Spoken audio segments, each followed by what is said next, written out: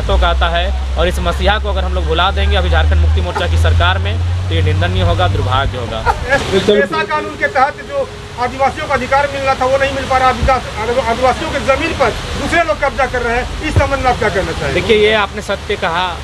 आदिवासी, पहला लक्ष्य आदिवासी ही थे इस राज्य को अलग करने के लिए। आदिवासियों के उत्थान के लिए झारखंड राज्य अलग हुआ था।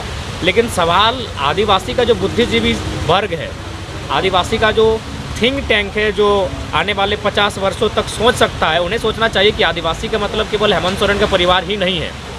सही बात आपने कहा। आज भी ये सवाल आज 2 साल से नहीं, मैंने जब भी मुझे माइक मिला है बाकायदा कई मंचों पर जब तो मैंने इस बात का जिक्र किया है कि आज भी झारखंड के आदिवासी पीरटांड़ के जंगलों से, टुंडी के जंगलों से, तोपचांची के जंगलों से पत्ता तोड़कर उसका दतवन लेकर कतरास के बाज़ारों में आते हैं। और बाकी लोग यहाँ कोयला बेचने का काम करते हैं, बाकी लोग यहाँ बालू बेचने का काम करते हैं, बाकी लोग यहाँ पत्थर बेचते हैं और जंगल की बेशकीमती लकड़ियाँ बेचते हैं। ये दुर्भाग्य है। इसके लिए आपको जो आदिवासी को सुरक्षा देने के लिए जो कानूनें बनी है, उन कानूनों को मजबूत करने की आवश्यकता है। CNTSPT का जो कानून है, जो उनकी भूमि को अधिग्रहण करने से रोकती है, और ये कानून अंग्रेज देकर गए थे, क्योंकि अंग्रेज़ों को ये मानना था कि जिस दिन ये भोले भाले लोग, कोई चालाक धूर्त किस्म के लोग इनके ज़मीनों से इन्हें बेदखल कर देंगे। और आज वो प्रमाण आपके सामने है।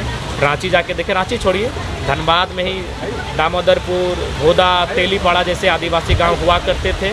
आज मुझे लगता है उनकी संख्या वहाँ भारी मात्रा में नग्न हो चुकी है, काफ़ी कम हो चुकी है। तो ये मैं रांची क्यों जाऊँ, मैं संथाल परगना क्यों जाऊँ? मुझे धनबाद ही देखना चाहिए। भोदा, दामोदरपुर, तेलीपाड़ा, ऐसे कम से कम आधा दर्जन से 1 दर्जन आदिवासी गांव, आपका वासीपुर के पांडरपाला के आसपास 1 दर्जन आदिवासी गांव हुआ करते थे। आज उन गांवों में आदिवासी 10-5 के परिवार की संख्या में बचे हैं। वो कहाँ गए? इसीलिए सबसे पहले उनकी ज़मीनों को सुरक्षा प्रदान किया जाए। जो SPT और CNT कानून प्रभावी रूप से उनकी ज़मीनों को सुरक्षित करती है, किसी भी हेर फेर का उन्हें सामना नहीं करना पड़े। ज़मीन बचेगा तभी भाषा, संस्कृति और मनुष्य बचेगा।